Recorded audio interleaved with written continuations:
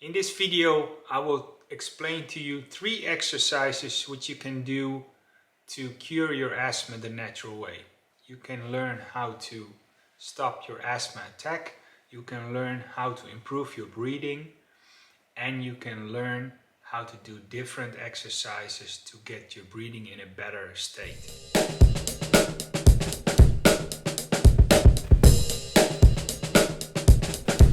Okay.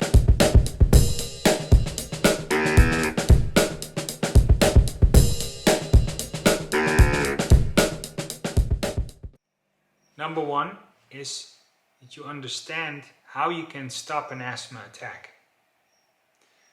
But before we start this, understand this is a relative short video. So in this video I cannot do anything in detail.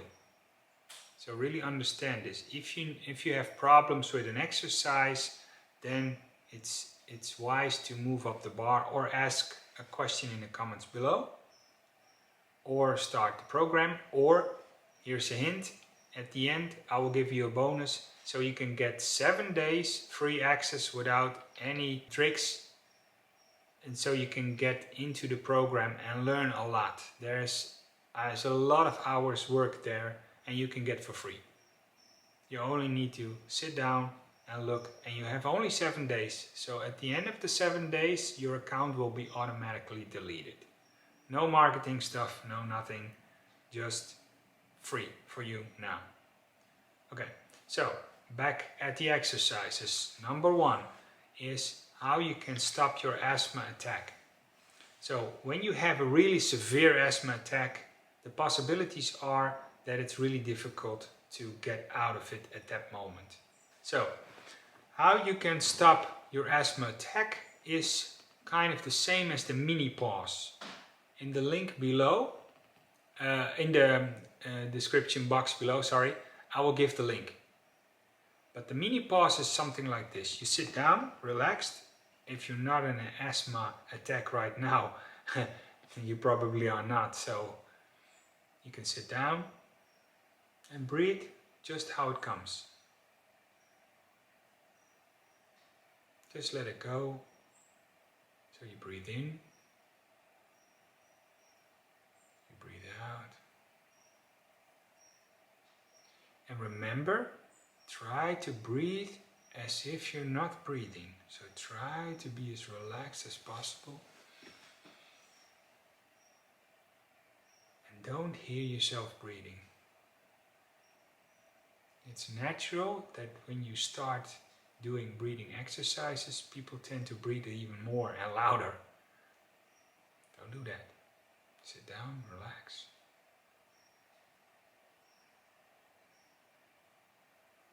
And try to do this when there's a natural breathing coming out. So not pushing, not like this, just like natural.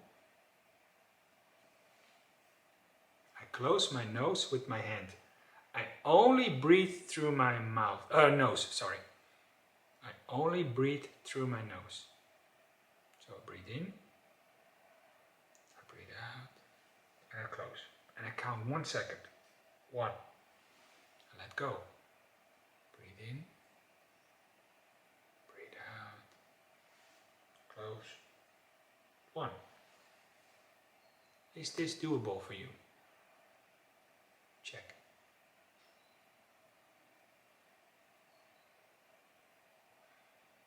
Most of the times when you're in a relaxed state and not in an asthmatic state, this is no problem.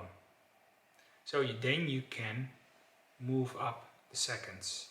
So you breathe, still relaxed, you breathe in, you breathe out how it comes, close my nose with my hand, do 1, 2, let go. 1, 2. Check if this is okay for you.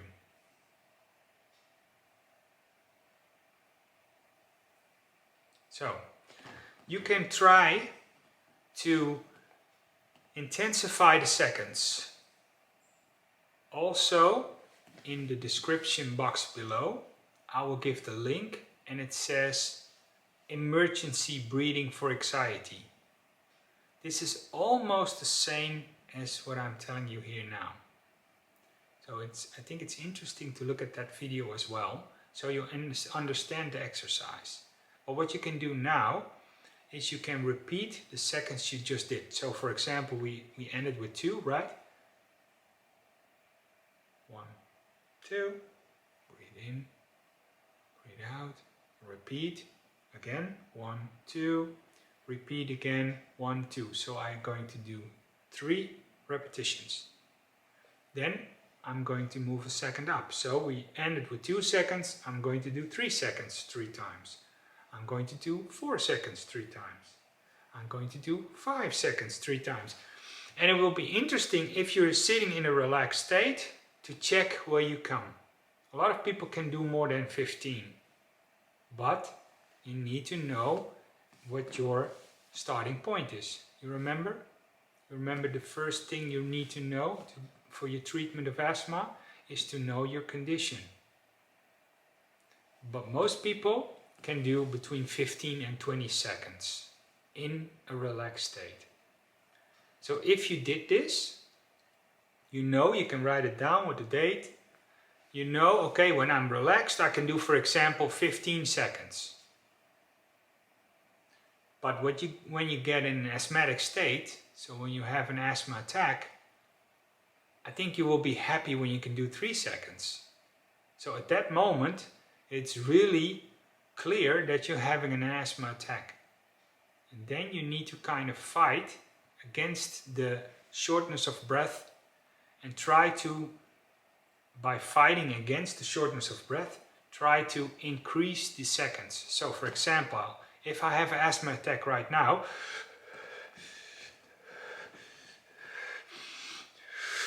I'm breathing loud, right? So this is normal at this moment.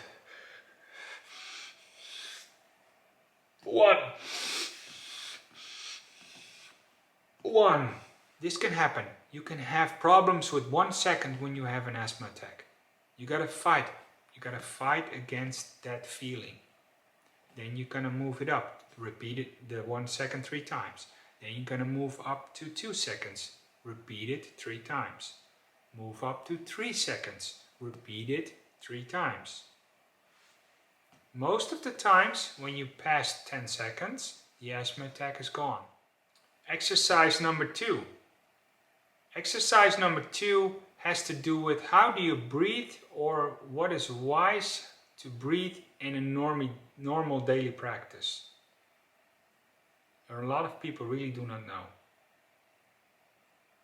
So check yourself. What do you think a healthy breathing is? Does it involve your mouth? A lot of people think you need to breathe in through your nose, deep belly breathing, and breathe out through the mouth. If you ask me, this is not the right way. You breathe in and out through your nose. You only use your mouth for eating, talking, or emergency situations. So, for example, if there's a tiger coming, or a wolf, or there's a fire, or you need to fight, or whatever, you're in the fight, flight, or freeze mode, then you can breathe through your mouth. But it's emergency. In normal situations, when you're in traffic, when you're at home, when you're doing your work, whatever, you need to breathe in and out through your nose. Your diaphragm needs to do the work. If you want to know more about that, I suggest you look at the video how to relax your diaphragm. But your diaphragm needs to do its work, but you breathe in and out through your nose. So then you breathe in through your nose, you breathe out, and then you have a moment where you are with empty lungs, which you also call the valley moment. And the idea is you stretch that moment, how far you can do at that moment. So if I breathe in now, I breathe out, only through my nose, Then I just wait with empty lungs. Then my body gives the signal, "Ooh, I need to breathe again." Okay, relax, breathe in again, breathe out again, and let it go. So your focus needs to be on the breathing out. So when I breathe in, this is okay. When I breathe out, here it comes. By letting go, by relaxing, I breathe out. So I relax, and by relaxing I breathe out. Then I'm here with empty lungs, I just wait. Sometimes it can be 1 or 2 seconds. And then my body gives the signal again. I need to breathe. Okay, and I breathe in. And I breathe out. But in some situations it can be a couple of seconds. And in some situations you do not have time. You need to breathe in, out, etc. So this is what I call the flow breathing technique. So the idea is your focus is on the breathing out. So by letting go, you breathe out, and then you try to stretch your valley moment. You try to be here in the now, consciously in the now, and you just wait. And do not count in your head. Just let your body give the signal. Okay, I need to breathe again. Okay, then you breathe in, then you breathe out. This is the flow breathing technique. And the third exercise, or the third technique, I call the feather breathing technique. It came from the ancient samurai, and they had a feather with a rope they put under their nose, and they start to do the workout, and where the people, the guy which the feather went up and down too much, he could go out because he wasn't samurai ready. So this is perhaps thousands years old of knowledge. They already knew you do not need to breathe that much. You need to be here, present in the now, consciously present in the now. And your breathing needs to be relaxed, as if it's not really there. And if you hear or see yourself breathing a lot, then you need to train your breathing. So when you have asthma, most of the times you can hear or see yourself breathing. Or you still breathe too much air in and out, but you do it kind of sneaky. It's quiet. So I also saw on the internet some suggestions. You need to count the times you breathe in and out per minute. But what if you kind of breathe like Darth Vader? I don't know if you know the Star Wars guy. You know. So if you breathe, let's say 6 times a minute, you breathe in.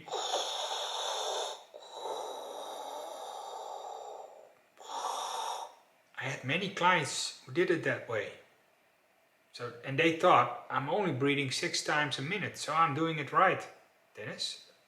No. You're really breathing loud.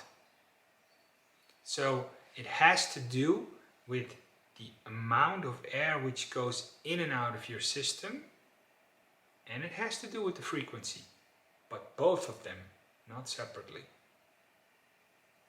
But if you need to make a choice, it is the amount of air which goes in and out of your system, for example, per minute.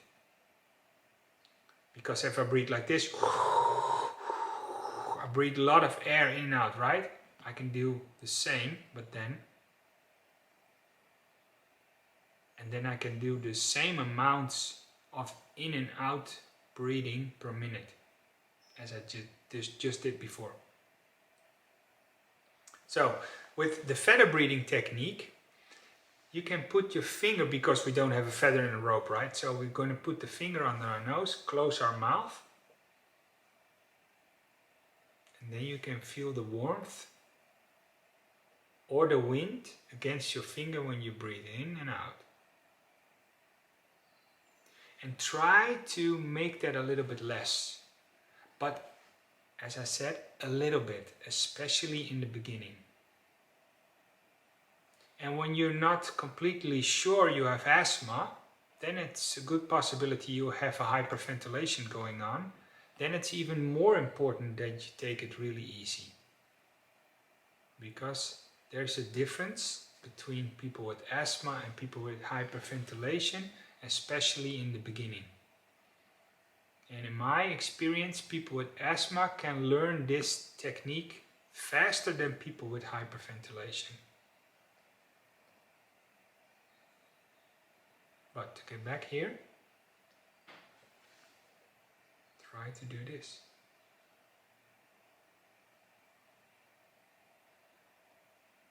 Try to lower the amount of air which goes in and out of your system. Breathe, relax. Try to not or almost not hear yourself to breathe.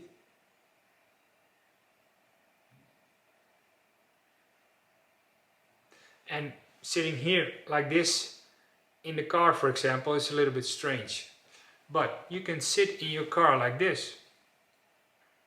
This is not too strange, right? If I'm driving like this. Or you can sit in a meeting like this. Or you can sit in the couch at home or behind the desk looking at or reading an email or whatever.